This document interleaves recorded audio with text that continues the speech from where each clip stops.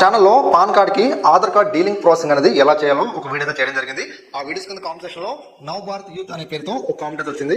నా దగ్గర pan card ఉంది కానీ నాకు అది వద్దు, న్యూ పాన్ కావాలి, అది ఎలా అని చెప్పేసి ఒక కామెంట్ చేశారు. బ్రదర్, మీ దగ్గర రెండు పాన్ కార్డులు ఉన్నాయనుకోండి, ఒక పాన్ కార్డ్ ని మీరు ఆన్లైన్ లో కావచ్చు, ఆఫ్లైన్ లో కావచ్చు, మీరు సింపుల్ గా సరెండర్ పెట్టుకోవచ్చు. మీ దగ్గర సింగిల్ పాన్ కార్డ్ ఉంది అంటున్నారు కాబట్టి మీరు ఆన్లైన్ లో సెంటర్ పెట్టలేరు. మీరు కంపల్సరీగా ఇన్కమ్ ట్యాక్స్ డిపార్ట్మెంట్ కి వెళ్ళి మీరు సెంటర్ పెట్టుకోవాల్సి ఉంటుంది. వాళ్ళు 100 క్వశ్చన్లు అడుగుతారు, అసలు మీరు ఎందుకు సెంటర్ పెడదాం అనుకున్నారు, తర్వాత మీకు ట్రాక్ అనేది ఎలా ఉంది, అంటే మీ సివిల్ స్కోర్ తగ్గిందా, లేకపోతే ఏదైనా లోన్స్ అనేవి పెండింగ్ లో ఉన్నాయా, అన్ని కూడా వాళ్ళు చెక్ చేసి సెంటర్ చేసుకోవడం జరుగుతుంది. మళ్ళీ మీరు కొత్త పాన్ కార్డ్ తీసుకుందాం అనుకుంటున్నారు కదా, సో మీరు కొత్త పాన్ కార్డ్ తీసుకోవాలంటే ఇన్కమ్ ట్యాక్స్ డిపార్ట్మెంట్ వారు మీకు కంపల్సరీగా వాళ్ళు పర్మిషన్ ఇవ్వాల్సి ఉంటుంది అనమాట. ఎందుకంటే మీరు ఒక పాన్ కార్డ్ సెంటర్ పెట్టేశారు, మళ్ళీ ఎందుకు తీసుకుందాం అనుకుంటున్నారు అని చెప్పేసి వాళ్ళు వెరిఫికేషన్ చేయడం జరుగుతుంది. ఈ విషయం గుర్తుపెట్టుకోవాలి. మీరు ఎవరికైనా రెండు పాన్ కార్డులు ఉన్నట్లయితే ఒక పాన్ కార్డ్ సెంటర్ చేద్దాం అనుకుంటే అది ఆన్లైన్ లో కావచ్చు, ఆఫ్లైన్ లో కావచ్చు, మీరు మమ్మల్ని కన్సల్ట్ అవ్వచ్చు. సో మేము పాన్ కార్డ్ సెంటర్ సంబంధించి డాక్యుమెంటేషన్ చేస్తాము, అంటే కొరియర్ చేస్తాము. దీంతో పాటుగా ఆన్లైన్ లో కూడా అప్లై